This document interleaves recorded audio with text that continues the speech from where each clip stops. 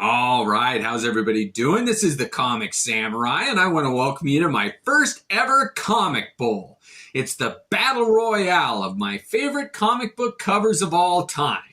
I went through my collection of over 10,000 comic books and picked out 136 contestants that I thought might fit the bill to fit into my top 100. The criteria was every single element of the comic book. Cover, coloring, artist, inker, writer, story, characters, my history with it, where I got it, what kind of deal I got on it. Every single element was scrutinized and deliberated on until I narrowed it down to my top 14 finalists. And those 14 lucky comic books are going to battle it out in a double elimination bracket type system competition tonight. The winner of this challenge is going to be awarded the Steranko Trophy. You can see it over there next to Fozzie Bear, but it's a coveted trophy that will be displayed above it in its place of honor behind me. Let's start off with a tail of the tape. We're going to look at the stats on each of these 14 finalists and see how they measure up. So let's go ahead and jump right in. First up, we got this Amazing Spider-Man number 328, and it was put out in January of 1990, and it features a beautiful Todd McFarlane cover. And this has got the Gray Hulk battling the Cosmic Spider-Man, which is my favorite two iterations of those characters. I even like that little thumbnail in here. I've read this comic book more than any other comic book that I own. Anytime I want inspiration, I crack this one open just to see the different tropes and tricks and dynamic images that Todd McFarlane was capable of. This one's got a lot of potential. Now, all of these top 100 comic books that I narrowed it down to are going to find a special place on my wall of honor back here. And the top 35 are going to be put on this display case. Next up, we got this Captain America Annual 8, put out in 1986. And it was the first ever meeting between Captain America and Wolverine with a beautiful cover done by Mike Zeck. Now, I've said this is my all-time favorite for years, but will it hold up and beat the competition tonight? Let's see. We're going to have a total of 26 matches until we crown the top comic book. But there's nothing better for me when Adamantium Shield meets Adamantium Claws and the sparks ignite. Oh, this is one of my all-time favorites. I've read it a couple times. The first appearance of Tess, and it's a great story. I love how those two characters complement each other. I'm excited to see how this one does. Next up, we got Classic X-Men number 1. This is a beautiful cover done by Art Adams. And this was my introduction to the X-Men. I remember seeing this run and those dynamic covers done by Art Adams. And when you opened it up, you had the early Cockrum stuff. John Byrne, Chris Claremont writing all of it. But the icing on the cake, the cherry on top, was the new material done by Chris Claremont and John Bolton. Every one of these had a back piece done by John Bolton, and some of those back covers were just as good, if not better, than the fronts. But it was my introduction to the X-Men, and it couldn't have been better. This one's got a lot of potential. I'm anxious to see how far this one goes. Next up, we got Defenders number 10. This one came out in 1973, and it's got a cover done by John Romita. This one has been rated number 1 before in a video. I did my top 5 comic books of all time, and this was crowned the king then. But will it hold up today? My tastes constantly change, so we'll have to see how it does. But I've read this comic a number of times. It involved the Evil Eye, and it was a crossover with the Avengers title, and I couldn't wait to see how Thor paired against the Incredible Hulk. I love this cover. This is probably the front runner of the group at this point. Next up, we got the Incredible Hulk number 340 with a beautiful Todd McFarlane cover. This one was put out in February of 1988, and I've said it before, it's always in my top 3. The reflection of the Hulk in his claws, written by Peter David. I think this was a Wyachek inked cover. Everything from the thumbnail of the Spider-Man to the coloring is just iconic. When I think of a comic book that is homaged and just the spitting image of what a comic book cover should be, it's this one. Oh, this one has a good chance of being number one. Next up, we got another Incredible Hulk. This is number 350. And it's hard to believe that only 10 issues after that last one, this one came out. And it features a Jeff Purvis cover. I hope I'm saying that right. But this one came out in December of 1988, and it features my favorite fight between the Thing and the Hulk. It was my favorite iteration or version of those two characters. This is one of my all-time favorites, where you see the two main characters going face to face. I've said it before, but you can almost smell those two behemoths on the cover of this one. And I think it's got a great chance. If I had to pick a winner right now, it would be this one. The lighting, every element of this comic book is one of my favorites.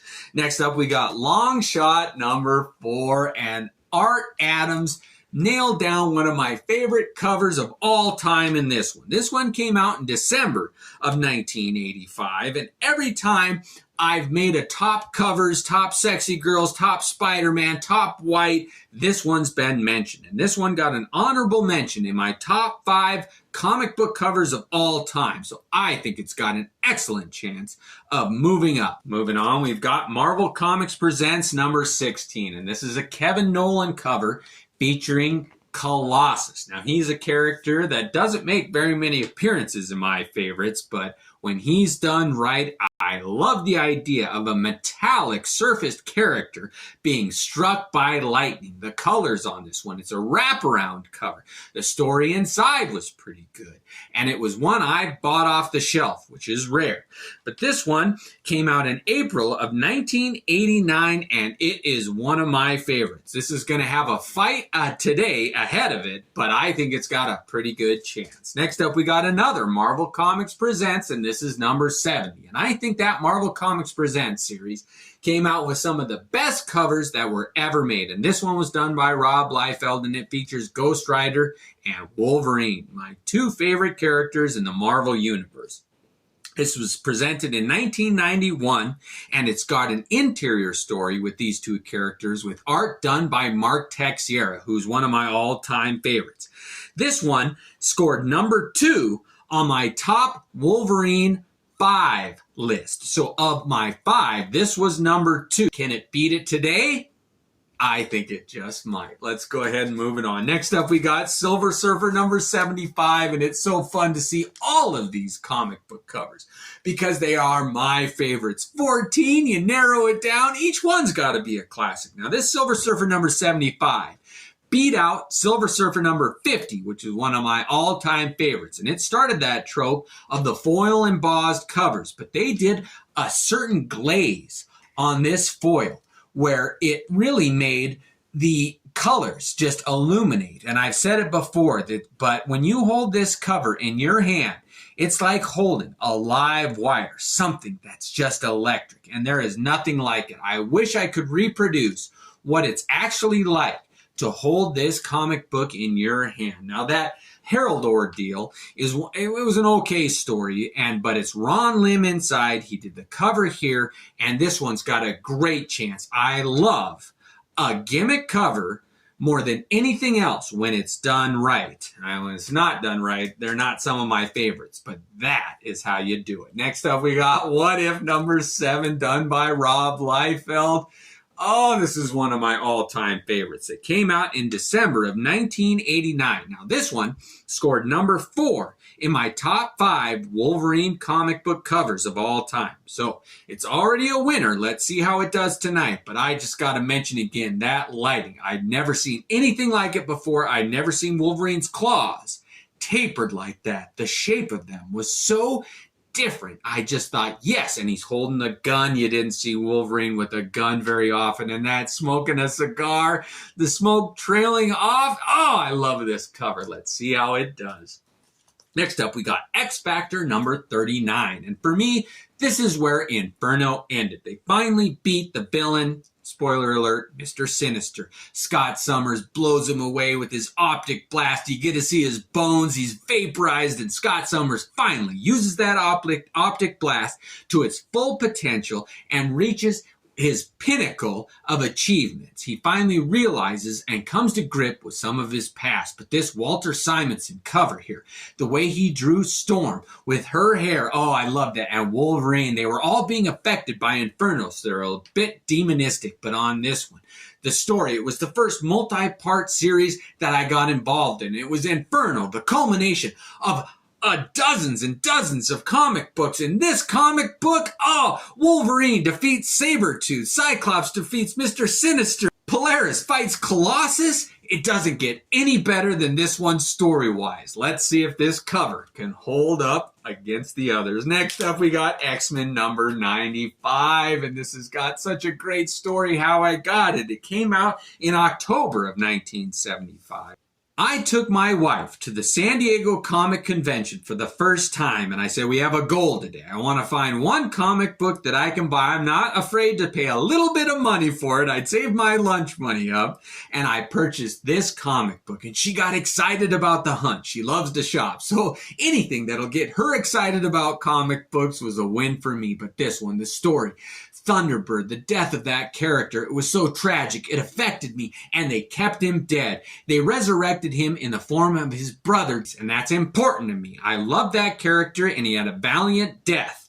And I say, if somebody's gonna die, and somebody mourned for him, leave him dead. And they did it right on this one. Oh, that Gil Kane and Dave Cockrum cover with those colors. It's one of my all-time favorite comic books, for good reason. It's a great one. And this cover, I love it. It's got a great chance. And finally, the last one, wrapping up my 14, is X-Men Annual 1, done by Jim Lee. And this is one of the most underrated comic books of all time. Jim Lee did the layouts on the interior, and they had different inkers finish it. And when Mark Texera, inked his segment of the story, it was one of my favorites. Oh, those two should hook up more often. And there's a pinup gallery that is just fantastic. Star-studded artists work on it. Jim Lee, Mike Mignola, Texera. I could go on and on about this comic book. It's got a great chance. 1992 annual, and it wraps up my 14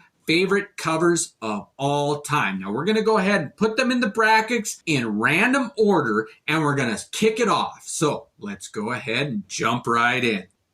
Now my 14 finalists were shown in alphabetical order in the tail of the tape, but we randomly chose them for their positions in the brackets. Now let's reveal the first round face-offs.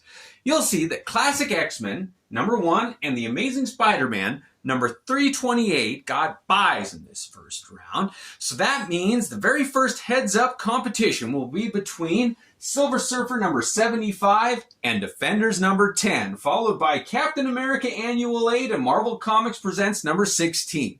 Next up, What If number 7 and Hulk 340 will go head-to-head.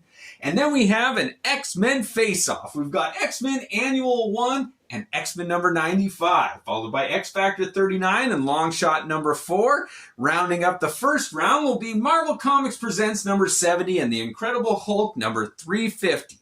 After that, those ones that had a bye will be in their first heads-up competitions with the winners of those first and last fights. Now remember, this is a double elimination tournament, so nobody's going home till they've lost twice. So you've seen the competitors, you know their stats, now let's get it on. It is time for the main event of our Royal Rumble on this Comic Bowl Weekend Extravaganza. Join me in my part 2, where we kick it off and crown our champion. Thanks for joining me. I can't wait to see how this all pans out. Have a great night, and thanks again.